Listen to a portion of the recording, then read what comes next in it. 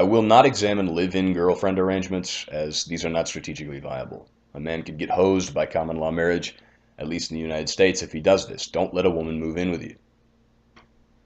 I'm going to approach each of these as objectively and fairly as I can, but again, these are just my opinions. I'm going to use 5 out of 10 resting level happiness as the baseline for any man who is single and he is not engaged in any one of these permutations. I will say at the outset that this is purely based upon what economists will sometimes cheekily refer to as hedons, units of happiness or pleasure for the self. I think this approach is largely informed by what I will consider a sense of rational self-interest when it comes to engagement with women. Obviously, if you're a blue pill man and you believe that the inherently biological motivated impetuses of men and women can in fact be reconciled within a domestic environment long term in a constructive way that's also organic, that might alter your approach to this cost benefit. But without further ado, first, let's examine relationships. In terms of long-term relationships, even several months-long relationships, I'm going to extricate such cloudy and debunked notions like she loves you, and there's a real connection, because let's be real, she feels love for you as an effect based upon the continual investment of love and dramatic emotional spikes produced by you. So the benefits of a relationship include, but are not limited to, a sense of comfort, familiarity, the accumulation of shared experiences, having someone in your corner, even if the only reason is that they require continual stimulation, easily accessed physical intimacy, and someone to discuss topics you find interesting with, and someone to bring to social functions if that's practical or strategic. The cons include a desire to share secrets with her when your red pill knowledge has already proven that that is a bad idea, the slow burn development of one-itis, the complications brought about by her increasing desire for commitment, mate guarding, that's a big one, I have a video on that, the chance she will be unfaithful, which increases over time, jealousy, feelings of inadequacy brought about by the overarching hyper-reality posited by Matt Lee in the excellent video I was privileged to host for the Renaissance, and the subsequent creeping recognition that no matter how hard you try, you won't be enough for her when she has been instructed since birth that she deserves no less than Christian Grey. After taking the red pill, I find many of the supposed pros of a relationship are infected or negated. The notion that she cares about you, the notion that you can trust her with your secrets, the notion you can fully relax around her, and so forth, all fall to shit. And this brings down the aggregate happiness score of this strategy. I think red pill men who have taken the red pill and more naturally able to see things from end to end strategically, as opposed to just living, completely emotionally driven in the moment, more readily grasp the numerous flaws of monogamy, especially in such a tech-infused nihilist zeitgeist as our own. For me, even the comfort of a relationship is actually a negative in most aspects, as too much comfort in life does breed a form of stagnation, which is strategically suboptimal when the fact of life is that a man can only really hold on to his close friends, his family, his money, and any practical accomplishments he can work from all the work he has put into life so far to get to where he is. And these are the things that stay. Women will come and go. And when a man is compelled to give in to comfort and lounge around all weekend with his girlfriend, have nothing done at all, or if the temptation for such is even there each weekend or even during the week, his productivity and effectiveness corrodes. His willpower, I think, as well corrodes. And this is not good for his overall well-being in the long term. So considering all of this, I'm going to assign a happiness score, which is I'm grading it like I would subjectively grade a humanities paper. There are not going to be specific metrics, but it's informed by an overall impression of a given proposition. So let's say the baseline happiness level again is 5 out of 10. I would give the aggregate happiness of a relationship a 3.5 out of 10. Now let's talk friends with benefits, and this is one of the 2 modes that I engage in most frequently.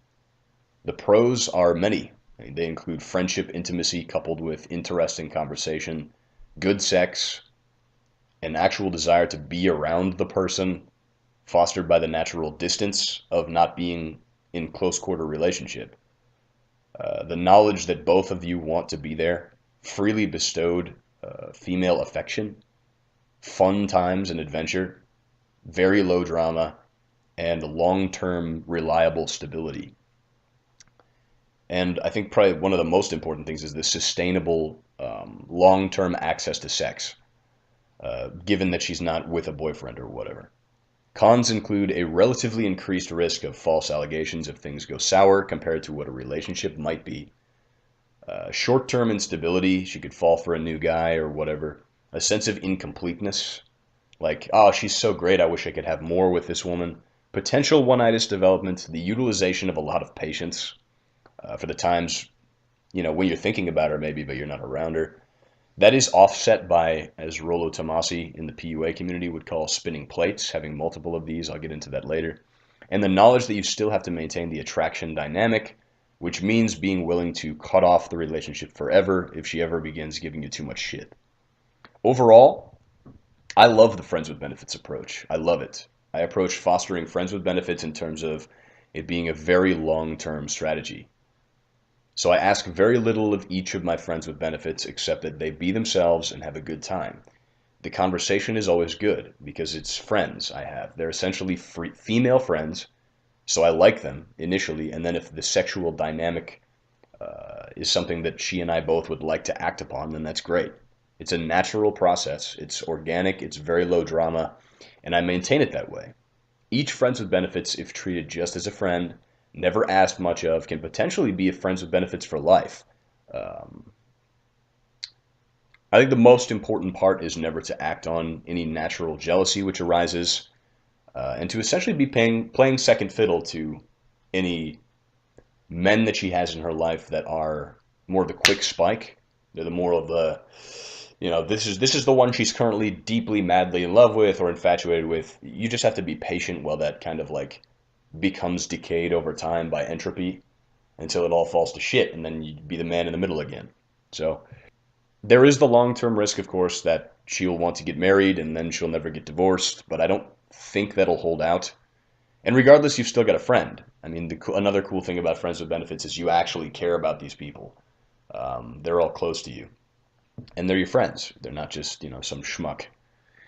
In the friends with benefits dynamic, I find a woman actually trusts you more than if you're in a relationship because she doesn't see it as a power struggle and she doesn't see you as a potential provider, but rather as more of a friend that produces good feelings and low stress. So you're a source of excitement, pleasure, and comfort to her, and the relationship is mutually beneficial. Now, it might lack the emotional intensity of the relationship dynamic, but I don't really think I can fall in love now anyway, considering I've been taking the red pill so long. I just see things way too much the way I believe they are, as opposed to, beautiful lies, so to speak. It might seem counterintuitive, but a woman's attraction is actually perpetually maintained because you exude a genuine sense of abundance. As long as a man doesn't ask much of his friends with benefits and he continues to improve himself, a woman's hypergamy instinct will be perpetually stimulated, tickled, so to speak, and that coupled with the deep-seated desire to obtain what she currently cannot fully have and externally validate herself based on such, in terms of emotional commitment, keeps the attraction there without you having to exert effort on it. It's just like the infrastructural attractiveness is sufficient, as I talked about in hypergamy's core. Of course, it's their choice just as much as yours to be in the long-term friends with benefits relationship. I give the aggregate happiness of that a 7.5 out of 10. But the next approach is very common in MGTOW. I see this in a lot of comment sections. A lot of people talk about either fucking hookers only or strictly maintaining fuck buddy relationships or pump and dump. And this encompasses one-night stands as well. The pros of this include low drama, unless there's a fear of the condom breaking. Relative ease, I think in today's hookup culture with apps and clubs and bars, and just a general miasma of sluttiness, scoring a woman for a one-night stand is pretty much typically as straightforward as being the last available guy in the room at 2:30 in the morning with a horny woman in the immediate vicinity. It doesn't matter how you perform at all, because you'll never see her again, just being honest. But the cons, the sex is not great. You don't know her. There's an overall sense of weirdness about the whole thing. there's a chance that she'll have STDs because if she hooked up with you, I mean, just, 2 + 2 = 4, right? And yeah, a lot of women will ride the cock carousel, but there are extra slutty women out there as well. And that's a high chance that this is one of those. If you're looking at a tramp stamp, then God help you. In the end, I almost never do pump and dump or just like, one night, one off fucking, like one night stands and shit. It's just not my style. It's not something I'm interested in. I consider a sexual relationship something that if I invest time into it, I'd like to get what I would consider to be commensurate compensation in the form of sustainable sexual access and not having to listen to a different woman talk about like the fucking putrid idiosyncrasies of her cat for 4 hours. It's just not a good cost benefit to me. There's also a lot of effort in continually going out to the club, meeting a new woman, seducing her, even though that's pretty easy in the hookup culture, and then fucking her just once. I don't understand the appeal. But overall, I'd give regular one-off pump and dumping that I see so often in the MGTOW community a 3 out of 10. That's actually lower than a relationship. I think it makes no sense to me. But again, just my opinion. Finally, I think the most interesting approach of them all is the celibacy by choice approach, the monk lifestyle. Now, I would define this as relegating women in one's life to the bare minimum interactions. And I think honestly that nofap is crucial here. Some people might say, "Oh, I get the poison out with porn." That's a viable approach, I guess. But overall, I do disagree. I find that the more I use porn, the more I want to use porn, and the more I think about sex. And it wastes my time, my focus, and my energy. It gets me thinking about sex a lot. So not only am I thinking about sex a lot, but I may not be having much sex.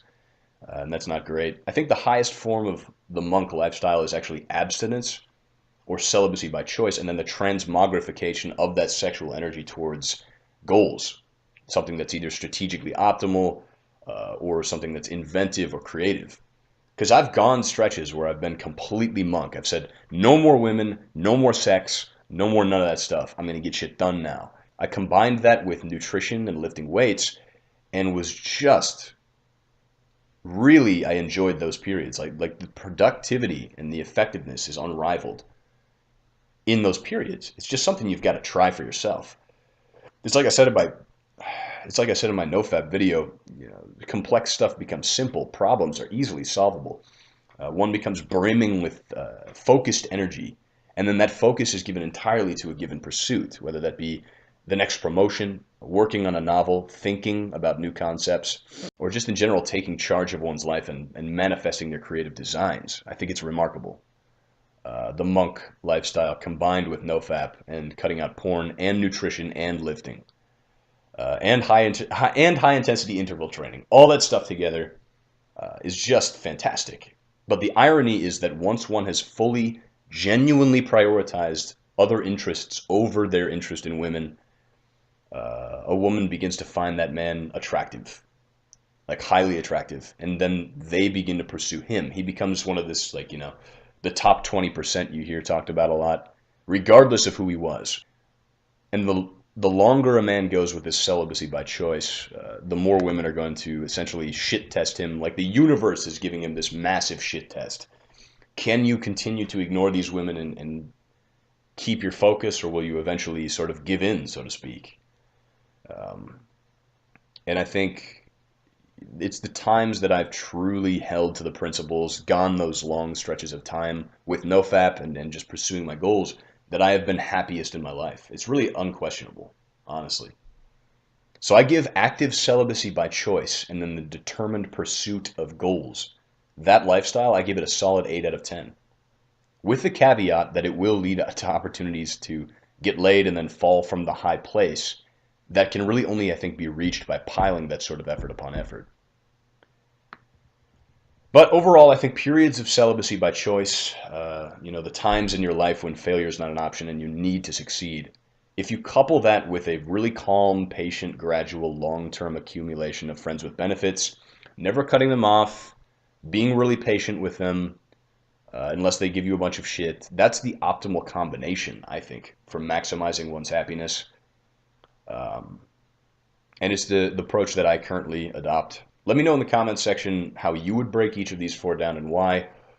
Or else, if I didn't think of something that you thought of you might find interesting, I'd be curious to hear your thoughts on this issue as well. If there's other permutations that are good, I'm always curious to hear your thoughts. I read every comment, and I really appreciate them. So thank you, gentlemen. Have a pleasant evening.